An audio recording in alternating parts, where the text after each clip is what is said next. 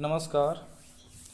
जब हनुमान जी को रावण के सेवक पकड़ करके रावण के पास लेके जाते हैं, तब वो हनुमान जी की पूंछ में आग लगा देते हैं। उसके बाद में ततो दग्ध्वा पुरीं लंकां ऋते सीतां च मैथिलीं रामाय प्रियमाख्यातुं पुनरायान महाकपि।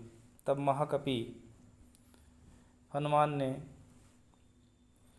दग्ध्वा लंकां पुरीं, लंकापुरी को दग्ध्वा जलाकर, ऋते सीतां च मैथिलीं, जहाँ पर मैथिली सीता रहती थी, उस अशोक वाटिका को छोड़ करके संपूर्ण लंकापुरी में दग्ध्वा आग लगाकर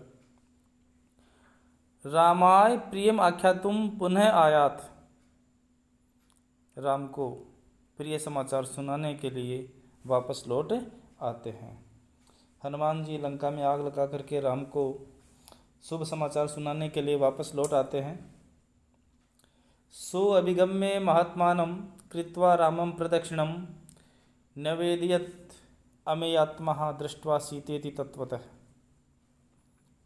महात्मानं रामं प्रदक्षिणं कृत्वा, स यानी वह हनुमान महात्मा, महान च सो आत्मा, तम उसे राम को प्रदक्षिणा करके, मतलब चारों ओर चक्कर लगाकर घूम करके प्रणाम करके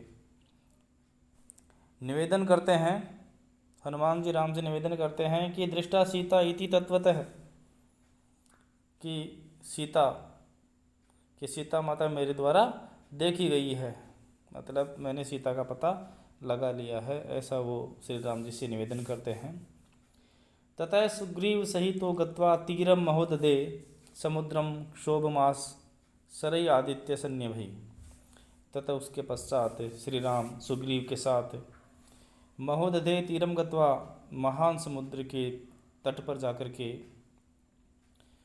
समुद्रम शोभयामास सरई आदित्य सन्निभि, जब समुद्र शांत नहीं होता है, रास्ता नहीं देते हैं, तो समुद्र जब रास्ता नहीं देता है तो क्रुद्ध होकर के श्री राम बाण के द्वारा आदित्य सन्निभि, सूर्य के समान तेज वाले बाणों के द्वारा समुद्रम क्षोभयामान, यानी कि समुद्र को व्याकुल कर देते हैं, क्षुब्ध कर देते हैं।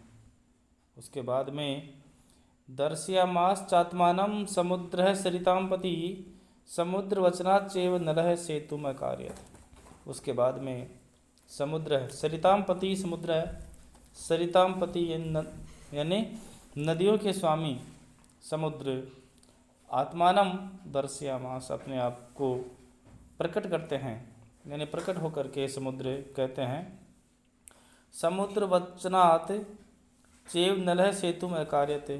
समुद्र ने कहा कि नल के सहयोग से आप सेतु बना सकते हैं, आप मेरे अंदर से सेतु पुल बना करके आप पार कर सकते हैं, जा सकते हैं। तो समुद्र के वचन के अनुसार, समुद्र के कहने के अनुसार नल से श्री राम नल को कह करके सेतु का निर्माण करवाते हैं। तो सभी वानर सेना मिलकर के एक एक पत्थर ले जा कर के सेतु का निर्माण करते हैं। तेन गत्वा पुरीं लंकां हत्वा रावणम आहवे राम सीता मनुप्राप्य प्राविरडाम उपागमत। उसके पश्चात तेन गत्वा पुरीं लंकां, उसके पश्चात वे लंका में जाते हैं सेतु के द्वारा।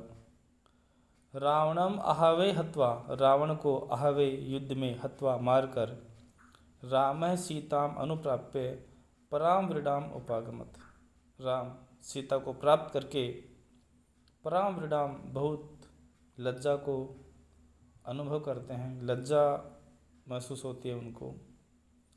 ताम उवास ततो राम पुरुषम जन संसदि अमृष्यमाणा सा सीता विवेश वलनम सती। ताम सीताम यानी माता सीता को राम परुषम उवाच, जन संसदी यानी जनसभा में, जहाँ वो सुग्रीव, विभीषण, वानर सेना सभी उपस्थित थे। उन सभी में सभी लोगों के सामने सीता को कठोर वचन कहते हैं, तरह तरह की बातें कहते हैं।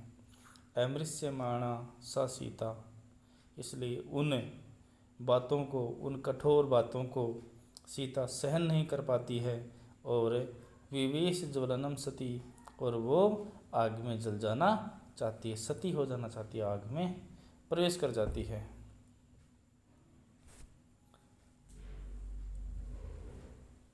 उसके पश्चात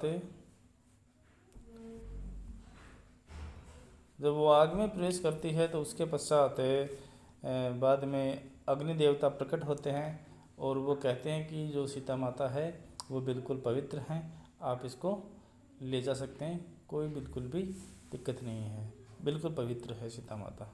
उसके बाद में वो राम सीता को स्वीकार कर लेते हैं, देवता आदि सभी प्रसन्न होते हैं और सब पुष्प वर्षा करते हैं। फिर अभिषिच्य च लंकायां राक्षसेन्द्रिय विभीषणम कृतकृत्यस्तदा रामो विज्वर प्रमुमोद है। उसके बाद में लंका में राक्षसों के इंद्र, राक्षसों के स्वामी विभीषण को वहाँ का साम्राज्य दे करके, राजा बना करके लंका का, विभीषण को राजा बना देते हैं लंका का।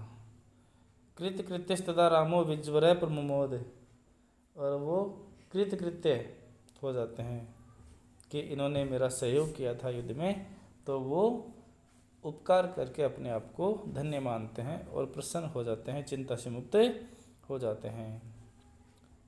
फिर देवताभ्यो वरम प्राप्य समुत्थाप्य च वानरान् अयोध्यां प्रस्थितो राम पुष्पकेण सुहृद्वृत। देवताभ्यो वरम प्राप्य, देवताओं से वरदान प्राप्त करके, समुत्थाप्य च वानरान्, समुत्थाप्य जो वानर सेना पहले युद्ध में मृत्यु को प्राप्त हो गई थी, उन वानरों को समुत्थाप्य पुनर्जीवित करके, जब देवता श्री राम को वरदान दे रहे थे तो इंद्र से वरदान मांगा कि आप ये जो मेरा सहयोग करने वाले वानर सैनिक हैं जो मृत्यु को प्राप्त हो गए हैं युद्ध में, आप उनको पुनर्जीवित कर दीजिए। तो इंद्र उन सभी वानर सेना को पुनर्जीवित कर देते हैं। उसके पश्चात अयोध्याम प्रस्थितो राम पुष्पकेण सुहृद्वृत है, अपने सभी मित्रों के साथ, सुहृद्वृत है सभी मित्रों के साथ में पुष्पक विमान पर बैठकर सवार होकर के अयोध्याम प्रस्थितो, अयोध्या की ओर प्रस्थान करते हैं। लंका से श्री राम अयोध्या की ओर आते हैं, पुष्पक विमान पर बैठ करके आते हैं। बच्चों, कौन से विमान में बैठ के आते हैं? वो विमान का नाम क्या था बताओ? पुष्पक विमान।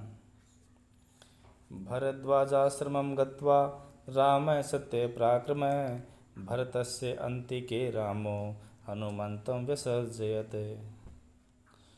उसके पश्चात सत्य पराक्रम राम, सत्य पराक्रमी राम भरद्वाजाश्रमं गत्वा, महर्षि भरद्वाज के आश्रम में जाकर, महर्षि भरद्वाज के आश्रम में जाकर भरतस्य अन्तिके रामो हनुमन्तं विसर्जयत। फिर वहाँ पे भरद्वाज के आश्रम से ही राम हनुमान को भरत के पास भेजते हैं कि आप नंदीग्राम में भरत को जाकर सूचना दीजिए कि हम अयोध्या वापस लौट रहे हैं। तो कौन से आश्रम में रुके थे वो? किस ऋषि के आश्रम में रुके थे? भरद्वाज के आश्रम में रुके थे।